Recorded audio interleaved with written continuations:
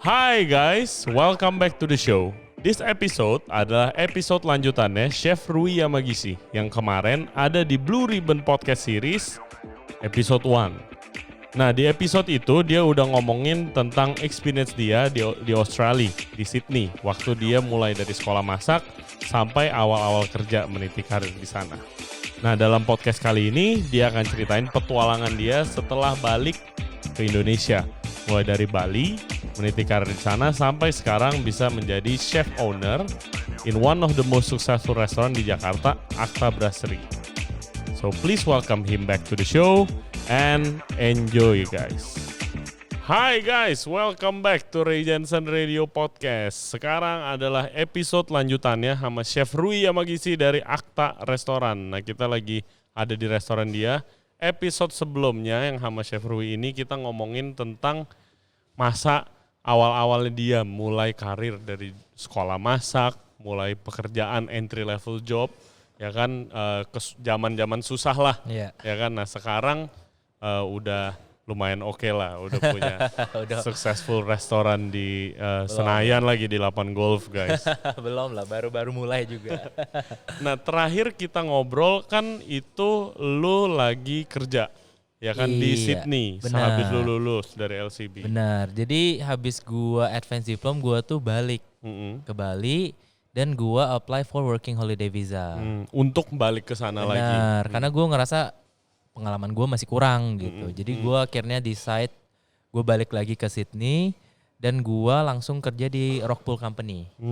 Ya Rockpool Group ini memang punya beberapa restoran ya, mungkin one of the most successful restaurant group lah. Benar, di Australia. Dia punya beberapa restoran di Sydney, di Melbourne, di beberapa daerah lah di Australia. Dan lu kerja yang di mana? Gue kerja yang di Sydney, yang di Rockpool Bar and Grill. Nah itu awal gue balik gue kerja di sana. Jadi working holiday visa itu setiap 6 bulan lu harus pindah kerjaan. Oh begitu. Iya, lu harus pindah, harus memang begitu rules-nya lah dari Australian government. Dan akhirnya gue kerja harusnya gue tuh nggak pengen di Bar and Grill. Gue tuh lebih pengen ke Rockpool 89, which is yang fine dining-nya. Oh yang fine dining. Iya, Rockpool anggapannya restoran pertama yang Rockpool Group buka. Udah bisa dibilang itu restoran emasnya mereka lah. Flagshipnya gitu. lah. Flagshipnya mereka. Dan si Neil Perry setelah dari ini, Neil Perry chef dari si Rockpool ya dia. Dia big name chef lah, Australia ya kan. Dan gue tuh sebenarnya admire sama chef yang di Rockpool 89 ini. Namanya Chef Phil. Dia lulusannya French Laundry. Oke. Nah, dari Rockpool Bar and Grill gue kerja di sana 6 bulan dan gue langsung bilang nih ke head chef gue yang di Bar and Grill, gue bilang gue tuh sebenarnya gue nggak mau apply sini. Gue pengennya di Rockpool 89. Gue tuh pengen banget kerja di sana karena gue sempat makan juga kan, dan gue sukanya kenapa? Karena mereka banyak table service dan gue ngerasa itu wah keren gitu ya dulu. Dan akhirnya dia bilang oh ya udah kalau lu mau lu bilang aja ke chef di sana, terus nanti gue juga reference gitu, kasih referensi gitu. Akhirnya gue pindah ke Rockpool 89. Nah di sana gue kerjanya lama sih, paling lama di karir gue rasa di Rockpool 89, dan gue paling betah di sana. Walaupun kerja keras, cuman gue rasa Rockpool Group ini tetap gaji gue rasa dia tetap bagus dibanding restoran, grup-grup yang lain. Mereka masih up to standard menurut gue. Jadi experience juga gue dapat, gaji juga gue bagus. Nah, jadi gue udah perfect. Jarang tuh ketemu begitu. Jarang yang begitu. Dan gue rasa wah ini perfect banget buat gue. Gue di sini bisa belajar sambil gue bisa nabung juga. Nah, lu berapa lama di sana? Gue di sana 2,5 tahun. Nah, jadi harusnya kan working holiday visa itu cuma setahun. Terus lu harus ke farm. Baru lu bisa dapet extend setahun lagi. Oh gitu. Iya, gue 6 bulan di Rockpool 89, gue nggak mau ke farm. Gue paling nggak mau ke farm. Itu kayak jauh dari peradaban. Lu tuh harus kerja farming. Jadi lu petik nanam sayur, petik buah gitu. Dan segala macam lah. Di sana lu harus 6 bulan. Dan gue lucu juga lo-nya ya. Iya begitu. Entah kenapa lo-nya Australian government seperti itu. Dan dari situ gue bilang nih ke chef gue, nah gue nih sebenarnya gue nggak pengen keluar gitu. Gue pengen tetap stay di sini. Dan dia akhirnya Mungkin karena dia juga ngeliat gue rajin gitu. Mungkin gue dulu belum yang skillful banget. Gue mungkin yang ya namanya awal-awal pasti modal lu apa sih? Inisiatif kerja, Iya, kerja keras, showing up. showing up, absen dan segala macam dan jarang sakit segala macam dan dia akhirnya decide untuk sponsor gue. Jadi gue disponsor oleh Rockpool 89. Oke. Nah, sponsor ini sangat penting guys kalau mau dapat visa. Benar. Atau izin kerja, visa kerja. Iya, sponsorship visa. Akhirnya gue di sana long term lah akhirnya. Ya di Rockpool gue banyak banget belajar. Gue benar-benar admire banget sama leadershipnya chef gue. Nggak hanya makanan. Gue di sana belajar gimana sih lu sebagai seorang leader di dapur gitu. Karena kan maksudnya memang banyak ya. Gue udah kerja sama beberapa orang leader dan segala macem. Gue ngerasa ini leader yang bakal gue gue contoh gitu loh. Lu emulate lah, lu tiru. Iya, kan? gue tiru. Inilah seorang leader yang menurut gue itu benar-benar leader gitu. Gimana dia? Boleh ceritain nggak? Jadi memang lu tau lah dunia masak pasti ngomongnya kasar ini itu dan kalau si Phil ini memang orangnya calm banget gue rasa. Calm dan dalam artian dia di mana dia harus marah, dia marah. Dia nggak bakal marah yang Eksplosif gitu. Iya, eksplosif. Dia bisa marah eksplosif, cuman jarang. Dan kalau dia marah eksplosif pun, dia akan tarik orangnya ke belakang lalu dimarah. Jadi bukannya di depan orang, kayak nggak shaming gitu loh di depan orang. Dan gua rasa itu is a good example gitu loh. Really good example Iya, itu. kayak lu ditarik ke belakang, lu belum diajak ngomong dan tidak ada kata kasar sama sekali. Dia lebih kayak you are so embarrassing dan lain-lain, lebih bikin lu jadi kayak nggak enak, menusuk gitu. Dan gue rasa ini ya karena lu dibilang seperti itu, lu jadi kayak lu pengen jadi lebih baik gitu. Dan gue rasa caranya dia tuh bagus seperti itu dan orangnya juga calm dan emang dia tuh karena lulusan French Laundry banyak teknik-teknik ya yang gue belajar gitu. Misalnya sausnya dia tuh banyak yang di Bermonte. Oke. Monte Ober. Masukin mentega biar lebih kental. Iya. Dan itu dia kayak dia makanan di Rockpool 89 sendiri tuh ya bisa dulu modern Australian cuisine. Ya which is ya kalau gue jabarin itu makanan yang modern itu bisa pakai ingredients apa aja, Asian bisa ingredients Asian terus tekniknya pakai Prancis kayak gitu. Jadi memang free cooking gitu. Yang penting lu buat good food gitu. Nah, di sana gue juga benar-benar interested gitu loh dengan style cookingnya dia dan banyak Asian cooking juga dan gue juga suka banget Asian. Jadi banyak table service juga. Jadi lu di Rockpool 89 tuh ada course yang lu masak di depan tamu, masak ikan di depan tamu. Jadi that's French. Iya, bener-bener kayak lu bikin kayak rock salt gitu, lu panasin tuh cast iron pan, panas banget, lu bikin aromatic broth dari, nah ini bedanya, mungkin French kan mungkin pakai brothnya French, kita di sini pakai Thailand broth. Jadi lebih kayak pakai lemongrass, aromatic broth lah kita bilang segala macam yang wangi lah gitu. Lu bikin broth itu dan ikannya tuh dulu kalau nggak salah ikan malet kecil. Malet. Jadi maletnya ditaruh di atas rock salt, di serving ke tamu.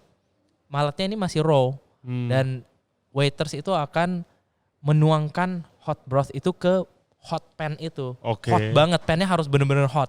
Langsung ditutup dan dia masak memakai steam si aromatic broth ini. Jadi very creative juga ya. Ketika dibuka itu ikannya mateng dan wangi aroma dari si broth itu kencang banget gitu ya. Jadi gue di situ benar-benar banyak banget gue belajar lah gitu, experience yang gue paling masuk di dalam karir gue tuh benar-benar di Rockpool ini gue rasa. Iya. Nah kalau lu udah cocok banget tuh, biasa kan chef pasti dalam karirnya tuh kayak ketemu ini tempat gua banget, ini udah kayak rumah gua. Benar. Gitu. Nah tapi kenapa lu memutuskan untuk balik ke Bali? Iya, dan waktu itu memang gue juga sebenarnya kalau stay masih bisa stay di sana gitu. Iya, dan lu ada sponsor juga. Biasanya orang Indo itu kalahnya karena visa. Iya, benar. Benar. Tapi kan lu enggak. Iya, gue sebenarnya masih bisa stay di sana dan waktu itu Rockpool itu memang mengalami jenjang yang sedikit menurun lah gitu. Gue rasa ya kalau ngomong sales dan segala macam. Ya setiap restoran ada itunya lah, jalurnya lah. Kadang rame banget, ya kan. Benar. Dan waktu itu memang Rockpool kan udah dari 89 ya, dan memang mereka three heads terus. Ya kalau misalnya di Indonesia ngomongnya three Michelin ya, kalau di Australia ngomongnya three heads. Three heads, ya. Three heads terus, dan memang waktu itu kita lagi mengalami agak ekonominya lagi turun, dan Rockpool memang dibilang dia mau tutup. Pas Rockpool mau tutup, ternyata gua tuh dapat call dari Bali. Nah, itu partner gua sekarang, namanya Kaminari Group. Yang call gua tuh emang namanya Raja ya. Raja juga seorang chef dan dia udah punya beberapa establishment di Bali. Dan dari dulu gua juga emang sering diajak, ayo kita buka bareng di Bali gitu. Dia kan sekolahnya dulu di Jepang, gua di Aussie. Dia udah duluan gitu di Bali. Raja itu bukan yang gua belum kenal nih sama Raja. Iya, kayaknya lu belum pernah ketemu. Ada tempat sushi di Bali. Kajin. Yeah. Itu Kajin. Gua udah berapa? Ada kali 5 kali. Oh ya? Iya. Wow, thank you. I always enjoy the food. Kayak sushi. Intimate gitu kan, tempatnya kecil. Tapi it's really good food. Tapi nggak pretentious. Simple aja simple, gitu. Benar. Okay. Dan itu si Raja nelpon bilang, ini kita dapat tempat gitu. Kayak lu nya gimana nih sekarang? Lu nya masih mau stay di sana atau lu mau balik? Nah di situ gue ngerasa ini Rockpool juga udah mau kelar nih. Kayak gue juga bingung, masa gue udah gue 7 tahun ya total di Aussie. 7 tahun gue hanya kerja sama orang. Dan memang dream gue kan lebih mau buka restoran sendiri. Dan akhirnya gue bilang, oh ya udah, oke, gue balik deh. Walaupun gue baru di sponsor dan segala macem. Gue bilang nggak apa-apa, gue balik. Gue ngerasa gue udah cukup kerja sama orang dan gue udah cukup percaya diri lah. Karena di Rockpool itu sendiri gue udah ke beberapa section dan gue udah ngerasa gue capable gitu waktu itu. Dan akhirnya gue balik ke Bali gitu. Kalau nggak salah itu 2017 ya. Nah untuk buka Musubi. Iya betul. Nah waktu itu kita masih bingung nih mau buka seperti apa dan lain-lain. Baru dapat tempat. Akhirnya ya udah gimana kalau kita, karena Kaminari Group itu sendiri Japanese group gitu, bukan maksudnya Indonesian group seperti biasanya. Kita memang lebih menjalankan restoran-restoran yang berhubungan dengan Japanese food. Ya seperti Raijin, itu kan teppanyaki, Kajin. Jadi ada apa aja nih? Coba jelasin ke Kaminari listener. Group itu sekarang ya. Sekarang ada yang pertama Raijin, itu ada Kajin, ada Dahana. Itu Dahana sendiri memang restoran yang memang sudah dibuat oleh orang tuanya Raja sebelumnya, dan sekarang udah di take over sama kita. Terus kita ada Kinjo, ada Kaminari Catering, ada Fujin, dan Fujin di Jakarta. Betul, Fujin di Jakarta. Nah nanti gue jelasin kenapa bisa ada Fujin juga. Gitu. Oke. Dan lu gimana, ceritain dong pengalaman lu begitu lu buka pertama kali nih. Jadi chef owner di Musubi. Wah beda banget sih. Maksudnya sekarang lu punya karyawan gitu kan. Maksudnya lu harus bisa menjadi panutannya mereka gitu. Walaupun lu sejago apa jadi chef, tapi kalau lu humannya, maksudnya gimana gue bilang ya, cara lu, attitude lu ke karyawan salah, ya itu yang akan diikutin mereka gitu. Lu yang menjadi panut. Dulu kan gue bilang chef gue yang panutan gue yang mengikuti. Sekarang lu yang harus diikuti. Jadi lu yang harus memberikan contoh gitu sebagai role modelnya mereka. Jadi ya dimulai dari tata bahasa, kedisiplinan dan lain-lain, ya lu sendiri yang harus mencontohkan gitu. Dari Musubi itu gue di sana chef owner, gue masih selalu stay di kitchen pasti, gitu awal-awal tahun pasti kan, untuk membangun culture kitchen dan culture restorannya juga. Banyak sih, beberapa pasti ada drama dan segala macam sama staff. Lu juga baru datang dari Aussie, lu ego lu tinggi lah pasti. Ego lu tinggi, lu ngerasa lu paling wah jagoan gitu kan. Lu Padahal culture shock gak sih, Rui? Banget. Bedanya culture budaya kerja di sini sama di sana gitu. Beda banget sih, work ethics-nya beda banget. Maksudnya di sini lu harus lebih mengerti karakter orang masing-masing gitu. Lu nggak bisa bener-bener kayak pukul rata semua gitu. Lu harus ngerti lah gitu. Oh ini orangnya begini, jadi lu harus ngadepinnya begini. Lebih apa ya gue bilang ya, lebih tricky gue bilang, karena ya orang Indonesia gampang baper, sering dibawa ke rumah dan lain-lain gitu kan. Terus di Bali sendiri orang-orangnya itu ya halus lah, gue bilang ya, orangnya halus. Jadi lu kata kasar dikit aja sebenarnya udah menyinggung mereka, dan lu nggak bisa bandingin sama lu di Aussie. Lu dulu dimaki-maki chef lu bisa maki-maki anak buah lu sekarang kayak gitu nggak bisa kayak gitu. Nah ya itu salahnya. Ya gue dulu juga melalui proses itu sih, dimana ya di Prancis sih gue udah lebih maki-maki sih udah makanan kenceng sehari-hari gitu. Ya, pasti. Nah tapi begitu gue balik, begitu gue lakukan itu ke staff gue, kosong kitchen gue guys. Benar, gak ada yang mau kerja sama lu. Lu benar-benar harus mengetahui mereka gitu, kayak maksudnya backgroundnya mereka satu-satu lah gitu. Jadi gue belajar banget sih sebagai gue banyak banget belajar sama Bani, sama Raja. Raja kan mereka kan sudah established duluan, mereka sudah maksudnya melalui itu tahap itu, dan di sana gue belajar lah kayak jadi lu sebagai leader lu yang harus lebih dewasa gitu. Di situ sih maturity itu penting banget. Dan gitu. I think it helps kalau lu punya kayak mentor lah sekarang dan partner juga gitu kan. Jadi guys yang mau tahu Chef Bani itu kita udah pernah podcast juga sama dia, nanti linknya gue taruh ya di description. Nah Rui, terus abis itu dari Bali, terus bisa hijrah nih ke Jakarta, itu gimana? Jadi, awalnya kan dari Fujin. Benar, jadi awalnya dari Fujin pun gue nggak, waktu itu Fujin buka gue pun belum di Bali, belum di Indo gitu, gue masih di Aussie. Jadi Kaminari Group itu kan memang grup based on Bali, dan Fujin itu buka karena ada yang namanya Biko Group. Iya. Nah, Biko Group sendiri memang juga udah grup yang besar di Jakarta. Memang mereka lebih ke, gue bilang lebih ke bar ya awal-awal. Beer garden, beer hall gitu-gitu. Dan akhirnya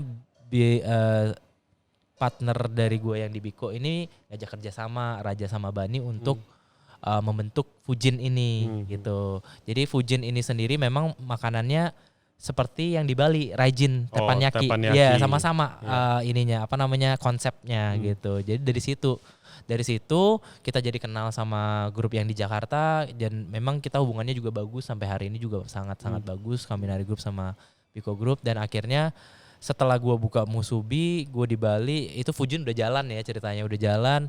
Gue sempat buka Kinjo juga, itu Kakigori. Iya, Japanese Chef Ice, Kakigori.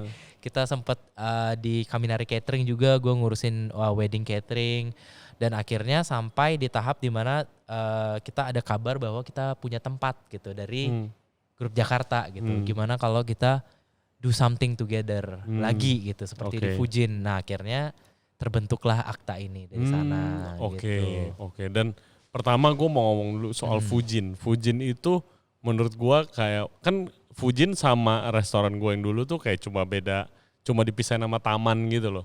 Oh iya benar Fish, iya sama. Dulu pada zaman Fujin buka itu nggak ada Japanese restaurant di daerah situ. Benar. Nggak ada, bener-bener nggak ada. Pionir lah bisa dibilang. Pionir iya. Sekarang kalau banyak banget. Iya gila itu banget. udah kayak berapa ruko Japanese, berapa ruko Japanese, iya pionir loh. Benar. Sekarang sih gila saingannya di sana. Dan Akta, kenapa nggak konsepnya Jepang juga pertama? Kalau lu tadi cerita. Jadi memang dari kita concernnya ya dari dua grup ini, kita bukanya di Senayan dan kita ngerasa kita mendapatkan tempat yang maksudnya strategis lah gitu. Sangat strategis, dan kita memang mau meng-cater seluas mungkin marketnya gitu. Kalau misalnya lu bilang lu cuma jualan Japanese food, pasti segmented marketnya gitu. Jadi kita semua berpikir lebih baik kita bikin makanan yang bisa diterima semua orang, ya which is comfort food gitu. Jadi tidak ada tidak ada bilangnya kayak bukan Japanese, bukan Balinese, or bukan French. Jadi kita semua orang juga kesini mau makanan Asian ada, mau nongkrong doang, juga bisa. Western ada. Jadi yang bawa keluarga juga gampang gitu makannya. Jadi Asian foodnya juga ada. Jadi ya memang kita mau coba untuk seluas mungkin mengambil marketnya itu. Dan what it takes to run this huge restaurant nih to be successful kayak sekarang nih. Kan lu dari perjalanan karir lu pasti ada poin dong, something yang kayak gua si chef yang kemarin yang tadi lu bilang yang leader banget. Nah pelajaran ini harus gue aplikasikan lebih atau kayak gimana? Iya. Jadi gue ngerasa pas di Akta ini karena gue kan juga ini gue baru pindah ke Jakarta. Iya. Ya, gue sebelumnya masih di Bali, masih ngurus Musubi, dan pengalaman di Musubi itu bener-bener gue rasa yang membuat gue bisa lebih run smoothly di sini. Gitu. Contohnya sama staff. Dulu gue mungkin masih kurang dewasa dan lain-lain. Sekarang gue karena gue rasa gue udah merantau ke sini. Jadi gue apapun tuh gue harus attention to details. Dan lu benar-benar harus hands on, apalagi restoran baru buka, gitu. Jadi memang gue rasa lu harus lebih ya lu harus setiap hari di sini itu satu untuk melihat operasional secara keseluruhan. Dan makanan yang gue buat di sini juga kan memang makanan yang bermacam-macam lah gitu, beragam lah gitu. Kenapa gue buat beragam juga kan karena memang kenapa ada cordon bleu gue bilang. Ini gue bilang cordon bleu best seller gue di sini. Cordon bleu itu kan maksudnya makanan yang sangat udah familiar dimanapun ada. Tapi memang makanan itu yang dicari orang. Gitu. Dan gue konsepnya ya gue juga ngajarin staff-staff gue kayak walaupun memang kita bikin makanan yang simple, ya yang penting lu harus stick sama seasoningnya. Lu harus benar seasoning lu benar. You do it right, even though it's simple. Executionnya juga benar. Standarnya biarpun comfort food ya beda. Iya, lu have to kayak maksudnya metodenya semuanya lu lakuin dari awal sampai akhir tuh harus benar. Lu harus seasoning di sini, lu harus seasoning gitu loh. Maksudnya gue ajarin itu ke anak-anak biar mereka disiplin. Jadi walaupun sekarang kayak gue memang gue nggak pernah masak sekarang, gue lebih di checker, gue ngeliat. Tapi yang gue bener-bener tekenin ke anak-anak itu seasoning well, dan lu harus taste the food before you serve it. Nah iya itu susah banget sih dibangun. Jadi maksudnya kemarin kita sempat pandemi dan segala macem, kayak sekarang gue tuh lagi bener-bener ngedisiplinin gitu. Lu sekarang udah dapet kerjaannya, bersyukur banget. Restoran kita lagi rame, bersyukur banget. Masih banyak di sana yang dirumahkan, masih banyak yang di sana perlu pekerjaan, udah nganggur berapa bulan. Lu sekarang di sini ya lu harus disiplin gitu loh. Apapun yang lu lakuin ya pay attention. Jangan asal-asal buat terus keluarin gitu loh. Iya benar. Dan amazingly enough waktu pandemi ini dan abis itu lu buka tetap rame sih. Good for you man. Iya ini ya gue bersyukur banget juga. Kita juga nggak expect kemarin serame ini gitu. Terus ya mungkin karena tempatnya juga strategis dan segala macam, dan mungkin karena terbuka ya orang jadi lebih milih ke sini ya. Gue sangat bersyukur sih di sana. Dan memang sekarang ya gimana maintainnya aja gitu. Karena sekarang lu udah dibilang sama orang-orang, oh makanan Akta enak, tapi nanti ada sekali aja dibilang nggak enak apa itu akan ngerembes gitu loh pasti gitu. Wah udah nggak kehitung sih, pasti lu juga pasti pernah lah kayak sekarang udah nggak seenak yang kemarin gitu kan. Terus udah nggak bakal datang lagi. Dia nanya temennya, lu bakal bilang begitu juga, temen lu nggak jadi datang lagi, ya udah selesai restorannya benar gitu. Biasa. Ya biasanya begitu. Jadi sekarang itu kita lagi di posisi di mana kita harus benar-benar menjaga kualitas yang kita berikan gitu sih. Dan itu ya makanya gue bilang gue bisa run di sini restoran sebesar ini juga maksudnya bukan karena gue doang. Di sini ada Bani juga yang selalu bantu gue di bagian depan floor, ya gimana serving tamu dan segala macam, dan gimana ada sistem dan segala macam juga terbantu oleh Biko Group gitu juga ya. Dan kita kan memang Kaminari Group tuh memang lebih ke operasionalnya di sini. Ya, jadi gua di sini sama Bani memang in charge setiap hari lah gue bilang yang untuk kontrol operasional gitu. Side-nya. Ya, I think ya itu one of the secret juga sih, kayak lu harus cari the right partnership. Gitu. Mau itu perorangan, mau itu grup. Ya perorangan aja susahnya setengah mati lu nyari itu, apalagi satu grup yang orangnya berpuluh-puluh gitu kan. Benar. Jadi when you found it, ya you make sure you keep it and make it work gitu. Benar. Dan sekarang kan maksudnya gue lihat kalau banding Musubi, kitchen gue sama Musubi maksudnya sama Akta, Musubi. Wah kitchennya guys gede banget sih. Kalau lu kesini lu lihat nanti kalau Chef Rui lagi di kitchen. Kalau kitchen Akta sih gede banget.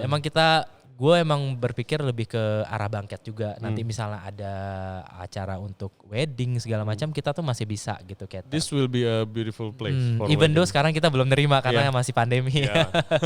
Ya makanya gue bilang kayak gue bilang sekarang challenge-nya gue itu ya dengan satu kitchen yang isinya 26 orang, 30 orang ini gimana sih lu kayak harus ngatur gitu. Bener-bener ya sekarang lu harus bener-bener sesuaiin dengan hierarki di kitchen. Lu harus udah bisa ngasih tanggung jawab ke chef de party lu, sous chef lu, demi chef lu, bener-bener udah harus job desk-nya mereka tuh udah harus terpatok banget. Nggak seperti di restoran kecil kan semua juga semua ngelakuin barengan. Kalau ini nggak bisa. Kalau misalnya lu bilang oh ya kita semua santai, lu bisa ngerjain ini, yang lu juga bisa ngerjain hal yang sama. Kalau misalnya gue udah seperti itu fleksibel, itu bakal semuanya saling ngandel-ngandelin dan akhirnya kerjaannya nggak done gitu. Iya, bener. Itu sering terjadi juga. Sering banget terjadi dan sekarang gue makanya lagi membuat gimana supaya kitchen gue itu strong. Ya gue per posisinya mereka gue lagi bener-bener hajar banget nih kayak lu harus lu posisi lu ini, tanggung jawab lu ini gitu. Jangan lu lepas tanggung jawab. Kalau lu mistake di sini ya udah lu yang salah gitu. Dan jangan ngerjain kerjaan orang lain itu iya. juga penting. Ya, kan? Ya jadi memang lagi building up the culture karena gue rasa culture di kitchen itu sangat-sangat penting. Yes, sangat penting. Company culture penting. itu sangat penting. Gimana? Jadi kalau kalian company culture itu di mana kayak sikap-sikap, attitude dan karakter, mulai dari bos sampai ke paling bawah sampai staff itu harus satu visi lah. Benar banget di mana. Maksudnya gue juga sekarang kayak nerapin ya, lu harus selalu callback. Karena kan maksudnya di kitchen itu ya lu harus ngomong behind, lu harus ngomong yes chef. Kalau itu aja udah nggak jalan, lu gimana mau bikin culture gitu. Jadi maksudnya gue pengen bikin culture kitchen, maksudnya orang lain pun dateng, orang lain itu akan langsung ngalir masuk ke culture kita gitu. Itu sih yang tapi penting. Itu masih building up dan memang nggak bisa cepat. Harus dijagain dan harus bangun pelan-pelan. All those little things yang tadi kalau lewat belakang bilang behind, dipanggil bilang yes chef, repeat order, itu benar-benar harus jalanin baru bisa tanggung jawab yang lebih besar. Benar banget itu. Jadi gue dari hal-hal kecil pun matters buat gue di kitchen itu. Gue juga pengen mereka merasakan yang sama, on the same page lah gitu. Nice man, itu tips yang sangat bagus itu dari episode kita kali ini. Well, Rui, thank you banget. Thank you. Udah mau nyediain waktu pagi-pagi ke sini. You told me you're not a morning person, tapi I think we got a good episodes today. All good. I wish Akta much sukses ke depannya. Tetap terus rame dan konsisten makanannya. And guys, thank you very much for listening and watching our podcast today. Jangan lupa subscribe di YouTube channel Ray Jensen Radio. Follow Instagram kita @RayJensenRadio juga. Kalau misalnya ada kritik, saran, input, boleh chat langsung gua DM atau mau nanya-nanya, mau minta advice ke Chef Rui, follow Instagramnya. Boleh. Di Rui Yamagishi. Oke, jangan lupa ya guys, datang ke Akta, cobain. Atau yang lagi dengerin di Bali, boleh tuh outletnya banyak. Ada Kajin, Raijin, Dahana, Musubi dan Kinjo. Ya kan, kalau mau wedding pakai Kaminari Catering. Boleh banget. Oke, thank you banget ya Rui ya. Thank you banget guys. We'll see you next time. Bye-bye. Bye.